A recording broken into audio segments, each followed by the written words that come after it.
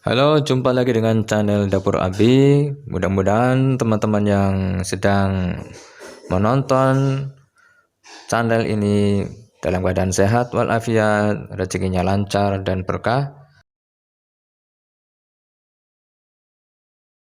Oke, pada kesempatan kali ini kami akan menampilkan tentang kesehatan ya, masih di kesehatan. Cuma kali ini yang kita akan bicarakan adalah masalah yang mungkin dirasakan oleh teman-teman atau keluarga dari teman-teman, yaitu sukar kencing atau buang air ya. Perlu diketahui bahwa ini semua penyakit yang sukar kencing ini bisa dialami juga oleh pria maupun wanita ya. Jadi semua orang baik pria atau wanita bisa mengalami gejala atau penyakit sukar kencing ini. Maka penyakit ini perlu diwaspadai ya.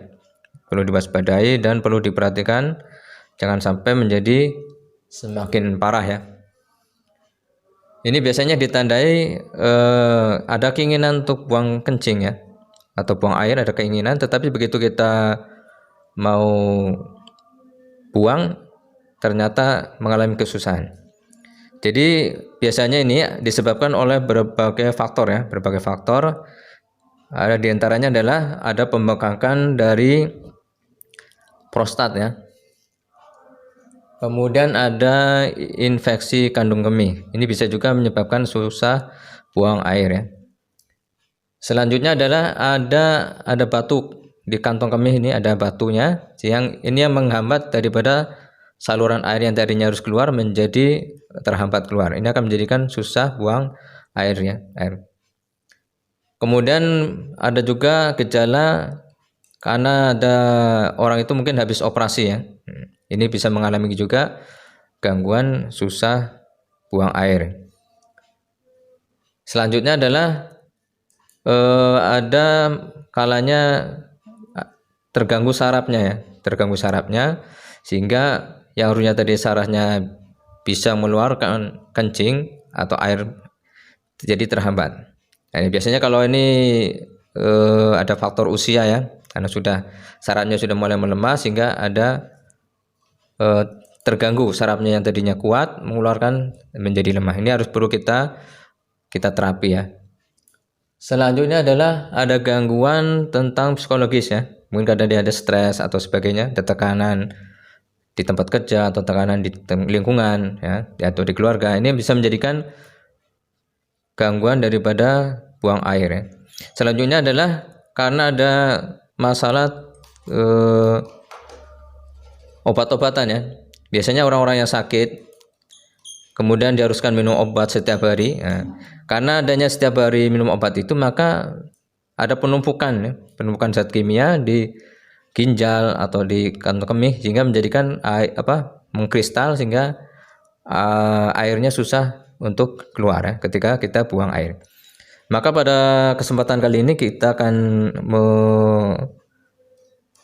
ngasih tips ya untuk pengobatan secara pribadi ya, untuk apa? Supaya minimal akan membantu untuk melancarkan kesulitan daripada gangguan dari susah buang air kencing ya. Jadi kita tetap menggunakan kaki ya. Jadi kaki kita ini banyak saraf-saraf, yang mana saraf itu akan menghubungkan daripada seluruh organ-organ yang ada di tubuh kita.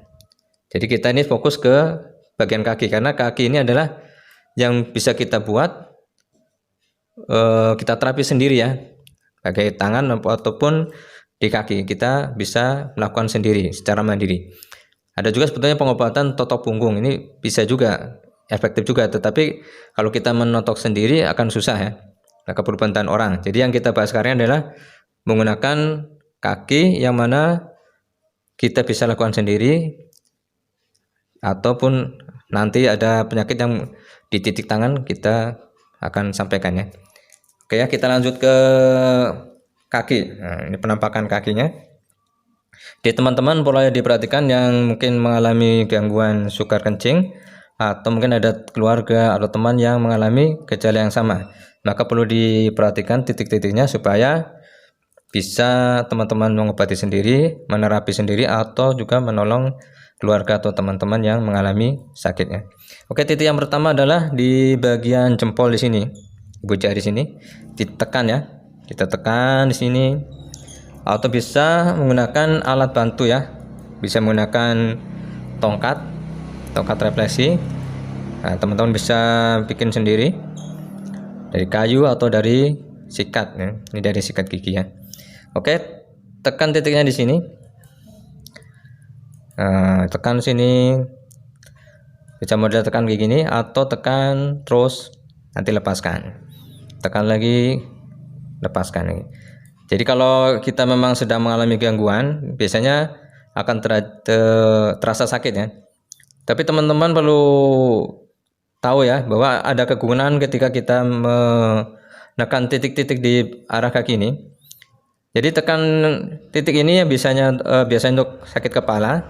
Jadi dengan kita tekan ini, maka sebetulnya kita bisa melancarkan peredaran darah di anggota tubuh kita, sehingga dengan sekali tekan ini bisa memperlancar darah di kepala, di saluran kencing nantinya, dan penyakit organ-organ tubuh yang lain yang mengalami gangguan di titik sarafnya ya.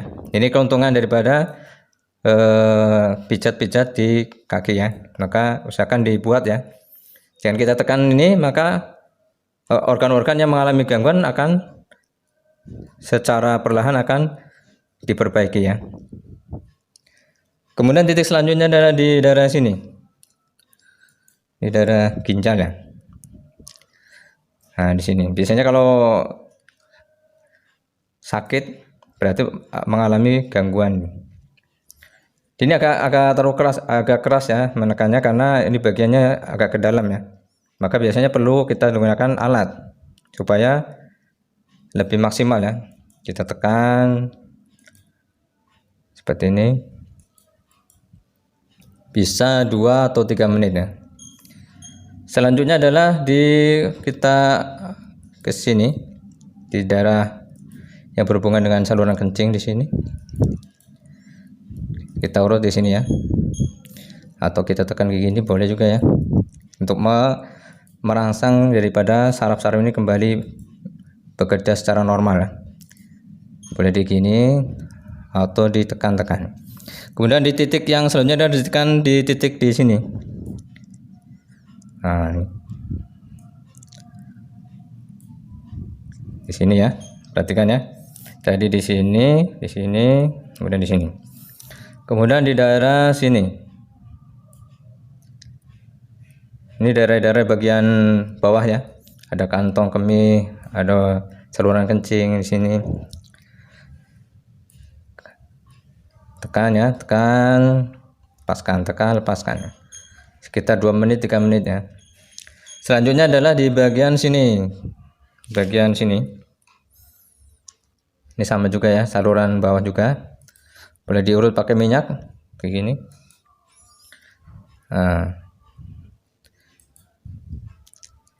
Nah, setelah kita kira-kira selesai 2 menit 3 menit ya, ganti kaki sebelah kiri. Ini kaki kanan, nanti kaki sebelah kiri titiknya sama ya.